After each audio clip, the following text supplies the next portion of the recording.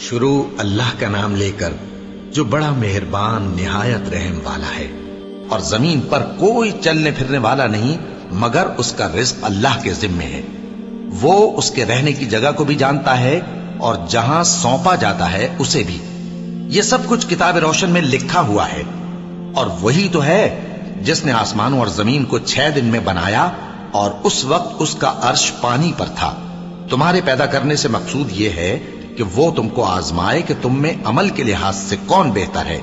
اور اے نبی، اگر تم کہو کہ تم لوگ مرنے کے بعد زندہ کر کے اٹھائے جاؤ گے تو کافر کہہ دیں گے کہ یہ تو کھلا جادو ہوا، اور اگر ایک مدت معین تک ہم ان سے عذاب روک دیں تو کہیں گے کہ کون سی چیز عذاب کو روکے ہوئے ہے۔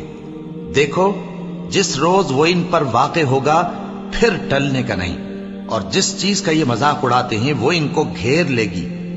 اور اگر ہم انسان کو اپنے پاس سے نعمت بخشیں پھر اس سے اس کو چھین لے تو نا امید اور ناشکرا ہو جاتا ہے، اور اگر تکلیف پہنچنے کے بعد آسائش کا مزہ چکھائیں تو خوش ہو کر کہتا ہے کہ سب سختیاں مجھ سے دور ہو گئی۔ بے شک وہ ہے ہی خوشی میں مست ہو جانے والا، بڑا فخر جتانے والا۔ ہاں، جنہوں نے صبر کیا اور عمل نیک کیے، یہی ہیں جن کے لیے بخشش اور اجر عظیم ہے۔ تو شاید تم کچھ چیز وہی میں سے جو تمہارے پاس آتی ہے چھوڑ دو، اور اس خیال سے تمہارا دل تنگ ہو کہ کافر یہ کہنے لگیں کہ اس پر کوئی خزانہ کیوں نہیں نازل ہوا، یا اس کے ساتھ کوئی فرشتہ کیوں نہیں آیا۔ اے نبی، تم تو صرف نصیحت کرنے والے ہو، اور اللہ ہر چیز کا نگہبان ہے۔ کیا یہ لوگ کہتے ہیں کہ اس نے قرآن از خود بنا لیا ہے؟ کہہ دو کہ اگر سچے ہو تو تم بھی ایسی 10 صورتیں بنا لاؤ، اور اللہ کے سوا جس جس کو بلا سکتے ہو بلا بھی لو۔ پس اگر وہ تمہاری بات قبول نہ کریں تو جان لو کہ یہ قرآن اللہ کے علم سے اترا ہے، اور یہ کہ اس کے سوا کوئی معبود نہیں۔ تو کیا تم لوگ اسلام لاتے ہو؟ جو لوگ دنیا کی زندگی اور اس کی زیب و زینت کے طالب ہوں، ہم ان کے اعمال کا بدلہ انہیں دنیا ہی میں دے دیتے ہیں، اور اس میں ان کی حق تلفی نہیں کی جاتی۔ یہ وہ لوگ ہیں جن کے لیے آخرت میں آتش جہنم کے سوا اور کچھ نہیں، اور جو عمل انہوں نے دنیا میں کیے سب برباد، اور جو کچھ یہ کرتے رہے سب ضائع ہوا۔ بھلا جو لوگ اپنے پروردگار کی طرف سے دلیل روشن رکھتے ہوں اور ان کے ساتھ ایک آسمانی گواہ بھی اس کی جانب سے ہو، اور اس سے پہلے موسیٰ کی کتاب ہو جو پیشوا اور رحمت ہے، تو کیا وہ قرآن پر ایمان نہیں لائیں گے؟ یہی لوگ تو اس پر ایمان لاتے ہیں، اور جو کوئی اور فرقوں میں سے اس سے منکر ہو تو اس کا ٹھکانہ آگ ہے۔ تو تم اس قرآن سے شک میں نہ ہونا، یہ تمہارے پروردگار کی طرف سے حق ہے، لیکن اکثر لوگ ایمان نہیں لاتے۔ اور اس سے بڑھ کر ظالم کون ہوگا جو اللہ پر جھوٹ باندھے؟ ایسے لوگ اپنے رب کے سامنے پیش کیے جائیں گے اور گواہ کہیں گے کہ یہی لوگ ہیں جنہوں نے اپنے پروردگار پر جھوٹ بولا تھا۔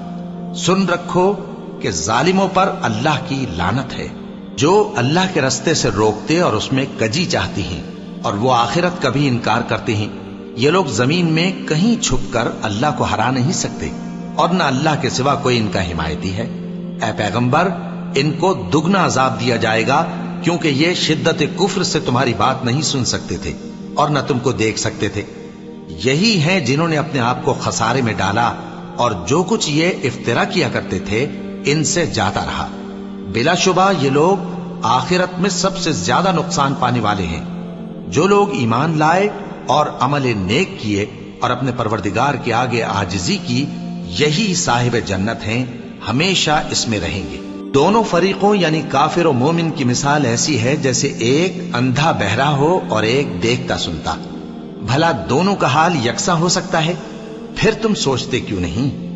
اور ہم نے نوح کو ان کی قوم کی طرف بھیجا تو انہوں نے ان سے کہا کہ میں تم کو کھول کھول کر ڈر سنانے اور یہ پیغام پہنچانے آیا ہوں کہ اللہ کے سوا کسی کی عبادت نہ کرو، مجھے تمہاری نسبت دردناک عذاب کا خوف ہے۔ تو ان کی قوم کے سردار جو کافر تھے کہنے لگے کہ ہم تم کو اپنے ہی جیسا ایک آدمی دیکھتے ہیں، اور یہ بھی دیکھتے ہیں کہ تمہارے پیرو وہی لوگ ہوئے ہیں جو ہم میں ادنا درجے کے ہیں، اور وہ بھی سطحی رائے سے، اور ہم تم میں اپنے اوپر کسی طرح کی فضیلت نہیں دیکھتے بلکہ تمہیں جھوٹا خیال کرتے ہیں۔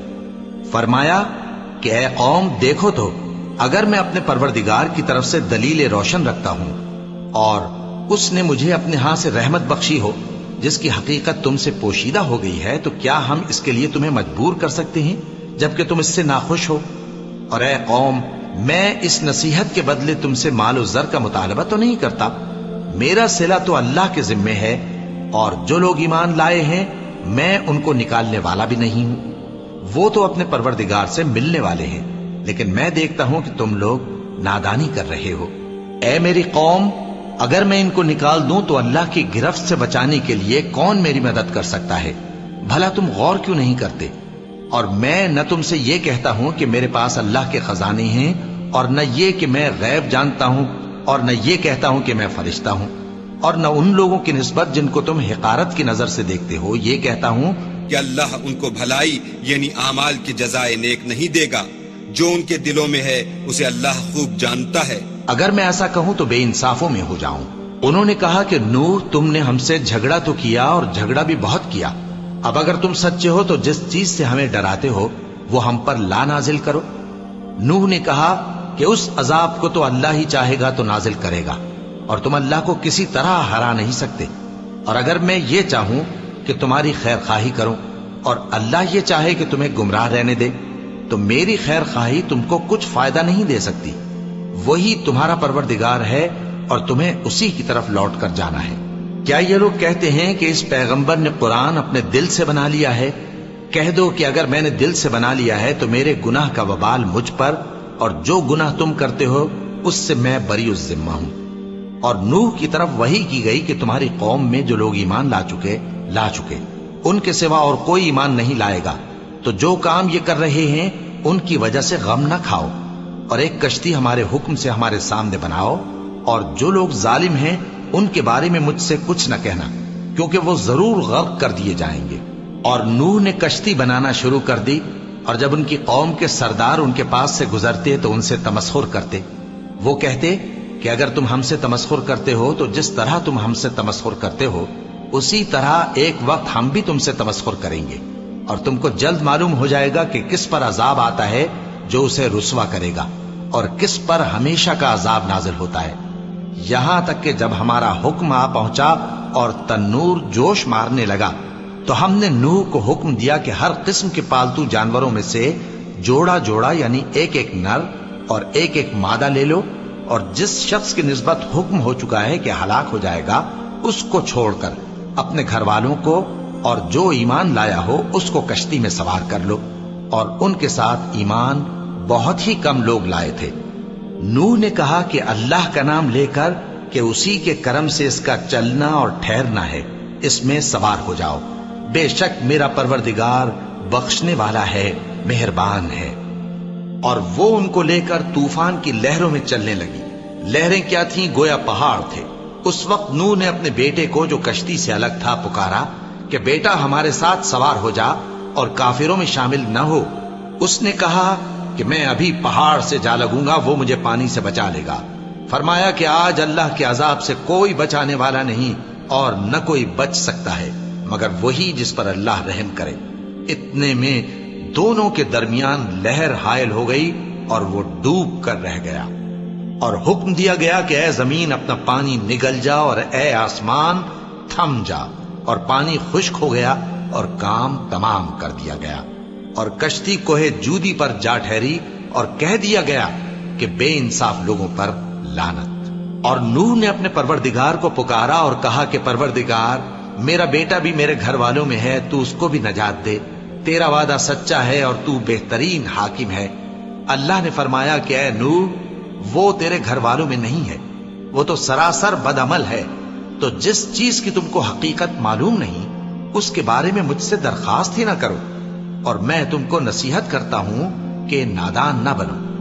نوح نے کہا پروردگار، میں تجھ سے پناہ مانگتا ہوں کہ ایسی چیز کی تجھ سے درخواست کروں جس کی حقیقت مجھے معلوم نہیں، اور اگر تو مجھے نہیں بخشے گا اور مجھ پر رحم نہیں فرمائے گا تو میں تباہ ہو جاؤں گا۔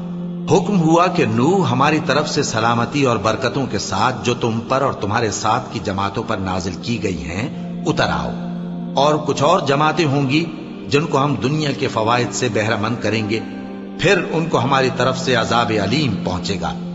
یہ حالات غیب کی خبروں میں سے ہیں جو ہم تمہاری طرف بھیجتے ہیں، اور اس سے پہلے نہ تم ہی ان کو جانتے تھے اور نہ تمہاری قوم ہی ان سے واقف تھی، تو صبر کرو کہ انجام پرہیزگاروں ہی کا بھلا ہے۔ اور ہم نے قوم عاد کی طرف ان کے بھائی ہود کو بھیجا۔ انہوں نے کہا، اے میری قوم، اللہ ہی کی عبادت کرو، اس کے سوا تمہارا کوئی معبود نہیں۔ تم شرک کر کے اللہ پر محض بہتان باندھتے ہو۔ میری قوم، میں اس واعظ و نصیحت کا تم سے کچھ صلہ نہیں مانگتا، میرا صلہ تو اس کے ذمے ہے جس نے مجھے پیدا کیا، بھلا تم سمجھتے کیوں نہیں؟ اور اے قوم، اپنے پروردگار سے بخشش مانگو، پھر اس کے آگے توبہ کرو، وہ تم پر آسمان سے موسلا دھار بارش برسائے گا اور تمہاری طاقت پر طاقت بڑھائے گا، اور دیکھو گناہگار بن کر روگردانی نہ کرو۔ وہ بولے، ہود، تم ہمارے پاس کوئی دلیل ظاہر نہیں لائے، اور ہم صرف تمہارے کہنے سے نہ اپنے معبودوں کو چھوڑنے والے ہیں اور نہ تم پر ایمان لانے والے ہیں۔ ہم تو یہ سمجھتے ہیں کہ ہمارے کسی معبود نے تمہیں تکلیف پہنچا کر دیوانہ کر دیا ہے۔ انہوں نے کہا کہ میں اللہ کو گواہ کرتا ہوں اور تم بھی گواہ رہو کہ جن کو تم اللہ کا شریک بناتے ہو میں ان سے بیزار ہوں، یعنی جن کی اللہ کے سوا عبادت کرتے ہو، تو تم سب مل کر میرے بارے میں جو تدبیر کرنی چاہو کر لو اور مجھے مہلت نہ دو۔ میں اللہ پر جو میرا اور تمہارا سب کا پروردگار ہے بھروسہ رکھتا ہوں۔ زمین پر جو چلنے پھرنے والا ہے وہ اللہ کے قبضہ قدرت میں ہے، بے شک میرا پروردگار سیدھے رستے پر ہے۔ اب اگر تم روگردانی کرو گے تو جو پیغام میرے ذریعے تمہاری طرف بھیجا گیا ہے وہ میں نے تمہیں پہنچا دیا ہے، اور میرا پروردگار تمہاری جگہ اور لوگوں کو لا بسائے گا، اور تم اللہ کا کچھ بھی نہیں بگاڑ سکو گے۔ میرا پروردگار تو ہر چیز پر نگہبان ہے۔ اور جب ہمارا حکم عذاب آ پہنچا تو ہم نے ہود کو اور جو لوگ ان کے ساتھ ایمان لائے تھے ان کو اپنی مہربانی سے بچا لیا اور انہیں عذاب شدید سے نجات دی۔ یہ وہی قوم عاد ہے جس نے اللہ کی نشانیوں سے انکار کیا اور اس کے پیغمبروں کی نافرمانی کی اور ہر سرکش و متکبر کا کہا مانا، اور اس دنیا میں بھی لعنت ان کے پیچھے لگی رہی اور قیامت کے دن بھی لگی رہے گی۔ دیکھو، قوم عاد نے اپنے پروردگار سے کفر کیا، اور سن رکھو قوم عاد پر پھٹکار ہے جو ہود کی قوم تھی۔ اور قوم سمود کی طرف ان کے بھائی صالح کو بھیجا تو انہوں نے کہا، اے قوم، اللہ ہی کی عبادت کرو، اس کے سوا تمہارا کوئی معبود نہیں۔ اسی نے تم کو زمین سے پیدا کیا اور اس میں آباد کیا، تو اس سے مغفرت مانگو اور اس کے آگے توبہ کرو، بے شک میرا پروردگار نزدیک بھی ہے اور دعا کا قبول کرنے والا بھی ہے۔ انہوں نے کہا کہ صالح، اس سے پہلے ہم تم سے کئی طرح کی امیدیں رکھتے تھے، اب وہ منقطع ہو گئی۔ کیا تم ہم کو ان چیزوں سے منع کرتے ہو جن کو ہمارے بزرگ پوجتے آئے ہیں؟ اور جس بات کی طرف تم ہمیں بلاتے ہو اس کی طرف سے ہم بڑے بھاری شک میں ہیں۔ صالح نے کہا، اے میری قوم، بھلا دیکھو تو، اگر میں اپنے پروردگار کی طرف سے کھلی دلیل پر ہوں اور اس نے مجھے اپنے ہاتھ سے نبوت کی نعمت بخشی ہو، تو اگر میں اللہ کی نافرمانی کروں تو اس کے سامنے میری کون مدد کرے گا؟ تم تو کفر کی باتوں سے میرا نقصان ہی کرتے ہو۔ اور یہ بھی کہا کہ اے قوم، یہ اللہ کی اونٹنی تمہارے لیے ایک نشانی یعنی معجزہ ہے، تو اس کو چھوڑ دو کہ اللہ کی زمین میں جہاں چاہے چرتی پھرے، اور اس کو کسی طرح کی تکلیف نہ دینا، ورنہ تمہیں جلد عذاب آ پکڑے گا۔ مگر انہوں نے اس کو کاٹ ڈالا تو صالح نے کہا کہ اپنے گھروں میں 3 دن اور فائدے اٹھا لو، یہ وعدہ ہے کہ جھوٹا نہ ہوگا۔ پس جب ہمارا حکم آ گیا تو ہم نے صالح کو اور جو لوگ ان کے ساتھ ایمان لائے تھے ان کو اپنی مہربانی سے بچا لیا اور اس دن کی رسوائی سے محفوظ رکھا۔ بے شک تمہارا پروردگار طاقتور ہے، زبردست ہے۔ اور جن لوگوں نے ظلم کیا تھا ان کو چنگھاڑ کی صورت میں عذاب نے آ پکڑا تو وہ اپنے گھروں میں اوندھے پڑے رہ گئے، گویا کبھی ان میں بسے ہی نہ تھے۔ سن رکھو کہ قوم سمود نے اپنے پروردگار سے کفر کیا، اور سن رکھو قوم سمود پر پھٹکار ہے۔ اور ہمارے فرشتے ابراہیم کے پاس بشارت لے کر آئے تو سلام کہا، انہوں نے بھی جواب میں سلام کہا۔ ابھی کچھ وقفہ نہیں ہوا تھا کہ ابراہیم ایک بھنا ہوا بچڑا لے آئے۔ پھر جب دیکھا کہ ان کے ہاتھ کھانے کی طرف نہیں بڑھتے، یعنی وہ کھانا نہیں کھاتے، تو ان کو اجنبی سمجھ کر دل میں خوف کیا۔ فرشتوں نے کہا کہ خوف نہ کیجیے، ہم قوم لوط کی طرف ان کے ہلاک کرنے کو بھیجے گئے ہیں۔ اور ابراہیم کی بیوی جو پاس کھڑی تھی ہنس پڑی۔ تو ہم نے اس کو اسحاق کی اور اسحاق کے بعد یعقوب کی خوشخبری دی۔ اس نے کہا اے میرے بچہ ہوگا، میں تو بڑھیا ہوں اور یہ میرے میاں بھی بوڑھے ہیں، یہ تو بڑی عجیب بات ہے۔ انہوں نے کہا کیا تم اللہ کی قدرت سے تعجب کرتی ہو؟ اے اہل بیت، تم پر اللہ کی رحمت اور اس کی برکتیں ہیں، وہ لائق تعریف ہے، بڑا ہے۔ پھر جب ابراہیم سے خوف جاتا رہا اور ان کو خوشخبری بھی مل گئی تو قوم لوط کے بارے میں لگے ہم سے بحث کرنے۔ بے شک ابراہیم بڑے تحمل والے، نرم دل اور رجوع کرنے والے تھے۔ اے ابراہیم، اس بات کو جانے دو، تمہارے پروردگار کا حکم آ پہنچا ہے اور ان لوگوں پر عذاب آنے والا ہے جو کبھی نہیں ٹلنے کا۔ اور جب ہمارے فرشتے لوط کے پاس آئے تو وہ ان کے آنے سے غمناک اور تنگ دل ہوئے اور کہنے لگے کہ آج کا دن بڑی مشکل کا دن ہے۔ اور لوط کی قوم کے لوگ ان کے پاس بے تحاشا دوڑتے ہوئے آئے اور یہ لوگ پہلے ہی سے انتہائی بےہودہ حرکتیں کیا کرتے تھے۔ لوط نے کہا کہ اے بھائیو، یہ جو میری قوم کی لڑکیاں ہیں یہ تمہارے لیے جائز اور پاک ہیں، تو اللہ سے ڈرو اور میرے مہمانوں کے بارے میں مجھے بے آبرو نہ کرو۔ کیا تم میں کوئی بھی شائستہ آدمی نہیں؟ وہ بولے تم کو معلوم ہے کہ تمہاری ان بیٹیوں کی ہمیں کچھ حاجت نہیں، اور جو ہماری غرض ہے اسے تم خوب جانتے ہو۔ لوط نے کہا اے کاش مجھ میں تمہارے مقابلے کی طاقت ہوتی یا میں کسی مضبوط قلعے میں پناہ لے لیتا۔ فرشتوں نے کہا اے لوط، ہم تمہارے پروردگار کے فرشتے ہیں، یہ لوگ ہرگز تم تک نہیں پہنچ سکیں گے، تو کچھ رات رہے سے اپنے گھر والوں کو لے کر چل دو اور تم میں سے کوئی شخص پیچھے مڑ کر نہ دیکھے مگر تمہاری بیوی کے جو آفت ان پر پڑنے والی ہے وہی اس پر بھی پڑے گی۔ ان کے عذاب کے وعدے کا وقت صبح ہے، اور کیا صبح کچھ دور ہے؟ پھر جب ہمارا حکم آیا ہم نے اس بستی کو الٹ کر نیچے اوپر کر دیا اور ان پر پتھر کی تہ بتہ کنکریاں برسائیں جن پر تمہارے پروردگار کے ہاں سے نشان کیے ہوئے تھے، اور وہ بستی ان ظالموں سے کچھ دور نہیں۔ اور مدین کی طرف ان کے بھائی شعیب کو بھیجا تو انہوں نے کہا کہ اے قوم، اللہ ہی کی عبادت کرو کہ اس کے سوا تمہارا کوئی معبود نہیں، اور ناپ اور تول میں کمی نہ کیا کرو، میں تو تم کو آسودہ حال دیکھتا ہوں، اور اگر تم ایمان نہ لاؤ گے تو مجھے تمہارے بارے میں ایک ایسے دن کے عذاب کا خوف ہے جو تم کو گھیر کر رہے گا۔ اور اے میری قوم، ناپ اور تول انصاف کے ساتھ پوری کیا کرو، اور لوگوں کو ان کی چیزیں کم نہ دیا کرو، اور زمین میں خرابی کرتے نہ پھرو۔ اگر تم کو میرے کہنے کا یقین ہو تو اللہ کا دیا ہوا نفع ہی تمہارے لیے بہتر ہے، اور میں تمہارا نگہبان نہیں ہوں۔ انہوں نے کہا اے شعیب، کیا تمہاری نماز تمہیں یہ سکھاتی ہے کہ جن کو ہمارے باپ دادا پوجتے آئے ہیں ہم ان کو ترک کر دیں، یا اپنے مال میں تصرف کرنا چاہیں تو نہ کریں؟ تم تو بڑے نرم دل اور بڑے سیدھے ہو۔ انہوں نے کہا کہ اے قوم، دیکھو تو اگر میں اپنے پروردگار کی طرف سے دلیل روشن پر ہوں اور اس نے اپنے ہاں سے مجھے نیک روزی دی ہو تو کیا میں اپنا فرض ادا نہ کروں؟ اور میں نہیں چاہتا کہ جس بات سے میں تمہیں منع کروں خود اس کو کرنے لگوں۔ میں تو جہاں تک مجھ سے ہو سکے تمہارے معاملات کی اصلاح چاہتا ہوں، اور اس بارے میں مجھے توفیق کا ملنا اللہ ہی کے فضل سے ہے۔ میں اسی پر بھروسہ رکھتا ہوں اور اسی کی طرف رجوع کرتا ہوں۔ اور اے قوم، میری مخالفت تم سے کوئی ایسا کام نہ کرا دے کہ جیسی مصیبت نوح کی قوم یا ہود کی قوم یا صالح کی قوم پر واقع ہوئی تھی ویسی ہی مصیبت تم پر واقع ہو۔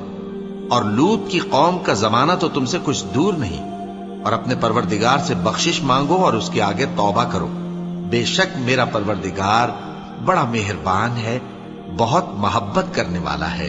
انہوں نے کہا کہ شعیب، تمہاری بہت سی باتیں ہماری سمجھ میں نہیں آتی، اور ہم دیکھتے ہیں کہ تم ہم میں کمزور بھی ہو، اور اگر تمہارے بھائی بند نہ ہوتے تو ہم تم کو سنسار کر دیتے، اور تم ہم پر کسی طرح بھی غالب نہیں ہو۔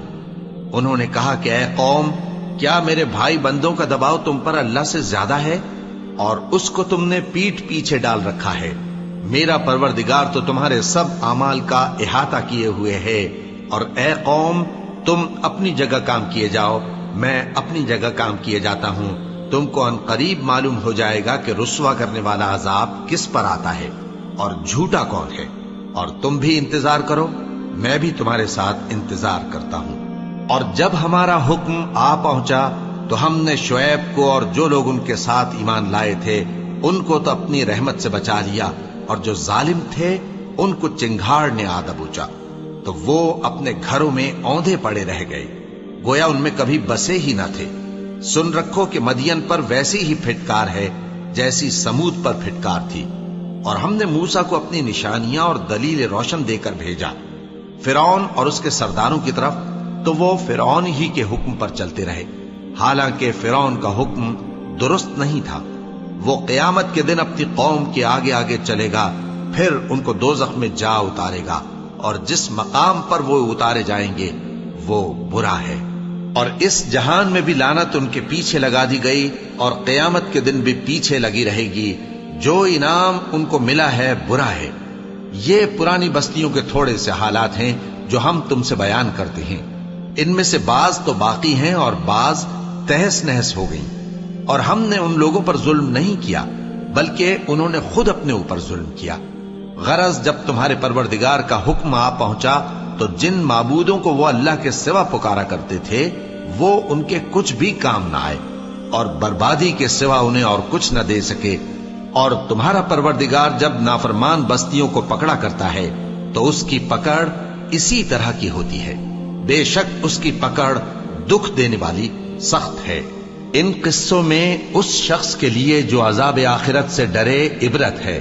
یہ وہ دن ہوگا جس میں سب اکٹھے کیے جائیں گے، اور یہی وہ دن ہوگا جس میں سب اللہ کے روبرو حاضر کیے جائیں گے، اور ہم اس کے لانے میں ایک وقت معین تک تاخیر کر رہے ہیں۔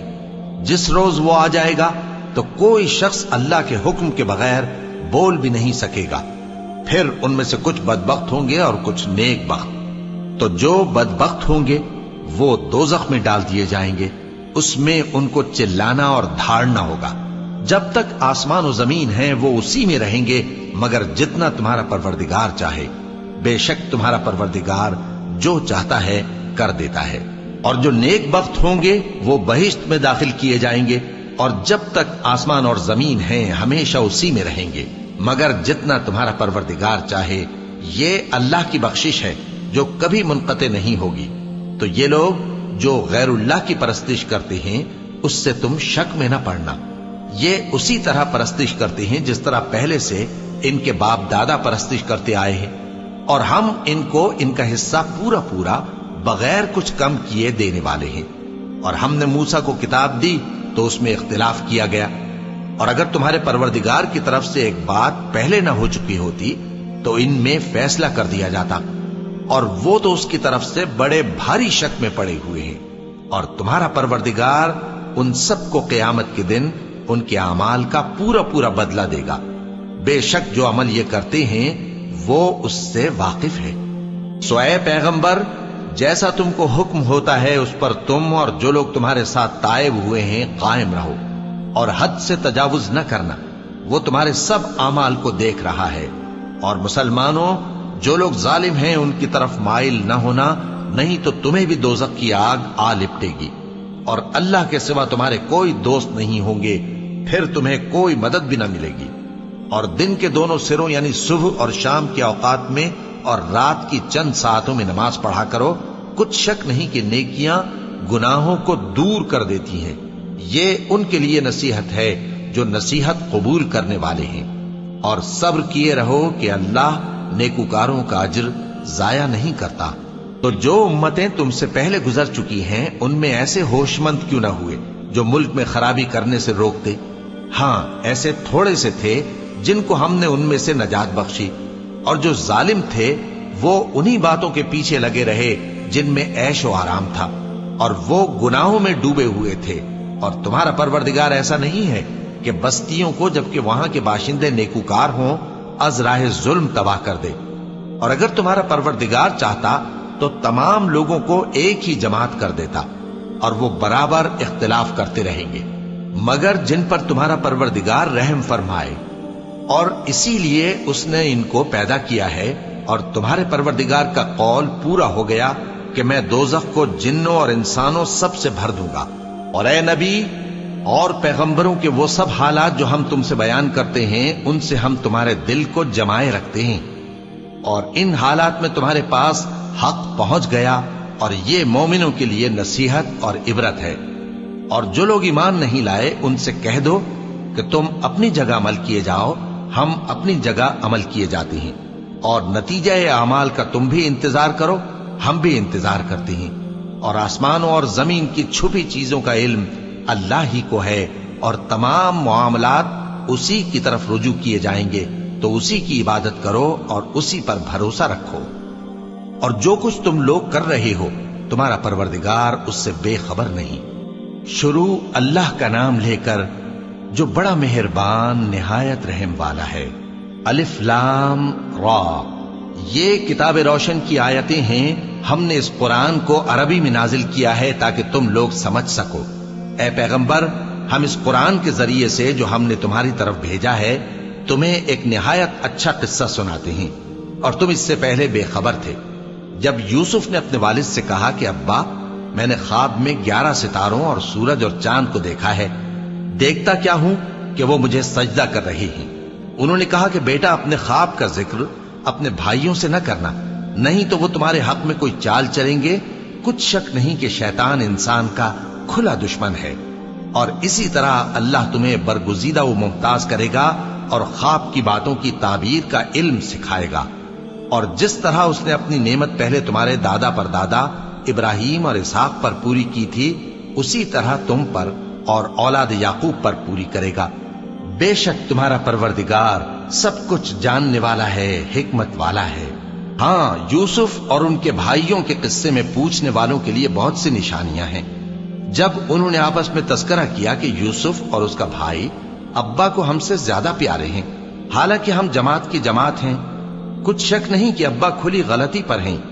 یوسف کو یا تو جان سے مار ڈالو یا کسی ملک میں پھینک آؤ، پھر ابا کی توجہ صرف تمہاری طرف ہو جائے گی، اور اس کے بعد تم نیک لوگوں میں ہو جاؤ گے۔ ان میں سے ایک کہنے والے نے کہا کہ یوسف کو جان سے نہ مارو، کسی اندھے کنویں میں ڈال دو کہ کوئی راہگیر اسے نکال کر کسی دوسرے ملک میں لے جائے گا۔ اگر تم کو کرنا ہی ہے تو یوں کرو۔ یہ مشورہ کر کے وہ اپنے والد سے کہنے لگے کہ ابا جان، کیا سبب ہے کہ آپ یوسف کے بارے میں ہمارا اعتبار نہیں کرتے؟ حالانکہ ہم اس کے خیر خواہ ہیں، کل اسے ہمارے ساتھ بھیج دیجئے کہ خوب میوے کھائے اور کھیلے کودے، ہم اس کے نگہبان ہیں۔ انہوں نے کہا کہ یہ امر مجھے غمناک کیے دیتا ہے کہ تم اسے لے جاؤ، یعنی وہ مجھ سے جدا ہو جائے، اور مجھے یہ بھی خوف ہے کہ تم کھیل میں اس سے غافل ہو جاؤ اور اسے بھیڑیا کھا جائے۔ وہ کہنے لگے کہ اگر ہماری موجودگی میں کہ ہم ایک طاقتور جماعت ہیں اسے بھیڑیا کھا گیا تو ہم بڑے نقصان میں پڑ گئے۔ غرض جب وہ اس کو لے گئے اور اس بات پر اتفاق کر لیا کہ اس کو اندھے کنویں میں ڈال دیں، اور ہم نے یوسف کی طرف وحی بھیجی کہ ایک وقت ایسا آئے گا کہ تم انہیں ان کے اس سلوک سے آگاہ کرو گے، اور ان کو اس وحی کی کچھ خبر نہ ہوگی۔ اور یہ حرکت کر کے وہ رات کے وقت باپ کے پاس روتے ہوئے آئے، کہنے لگے کہ ابا جان، ہم تو دوڑنے اور ایک دوسرے سے آگے نکلنے میں مصروف ہو گئے اور یوسف کو اپنے اسباب کے پاس چھوڑ گئے تو اسے بھیڑیا کھا گیا، اور آپ ہماری بات کو گو ہم سچ ہی کہتے ہیں باور نہیں کریں گے۔ اور ان کے کرتے پر جھوٹ موٹ کا لہو بھی لگا لائے۔ یعقوب نے کہا کہ یوں نہیں ہے، بلکہ تم اپنے دل سے یہ بات بنا لائے ہو۔ اچھا، صبر کہ وہی خوب ہے، اور جو تم بیان کرتے ہو اس کے بارے میں اللہ ہی سے مدد چاہیے۔ اور اب اللہ کی شان دیکھو کہ اس کنویں کے قریب ایک قافلہ آوارد ہوا اور انہوں نے پانی کے لیے اپنا سقا بھیجا، تو اس نے کنویں میں ڈول لٹکایا، یوسف اس سے لٹک گئے۔ وہ بولا، زہے قسمت، یہ تو ایک لڑکا ہے، اور اس کو قیمتی سرمایہ سمجھ کر چھپا لیا۔ اور جو کچھ وہ کرتے تھے اللہ کو خوب معلوم تھا، اور انہوں نے اس کو تھوڑی سی قیمت یعنی مادود چند درہموں پر بیچ ڈالا، اور وہ اس سے بیزار ہو رہے تھے۔ اور مصر میں جس شخص نے اس کو خریدا، اس نے اپنی بیوی سے جس کا نام زلیخا تھا کہا کہ اس کو عزت و اکرام سے رکھو، عجب نہیں کہ یہ ہمیں فائدہ دے یا ہم اسے بیٹا بنا لیں۔ اس طرح ہم نے یوسف کو سرزمین مصر میں جگہ دی، اور غرض یہ تھی کہ ہم ان کو خواب کی باتوں کی تعبیر سکھائیں۔ اور اللہ اپنے کام پر غالب ہے، لیکن اکثر لوگ نہیں جانتے۔ اور جب وہ اپنی جوانی کو پہنچے تو ہم نے ان کو دانائی اور علم عطا کیا، اور نیکوکاروں کو ہم اسی طرح بدلہ دیا کرتے ہیں۔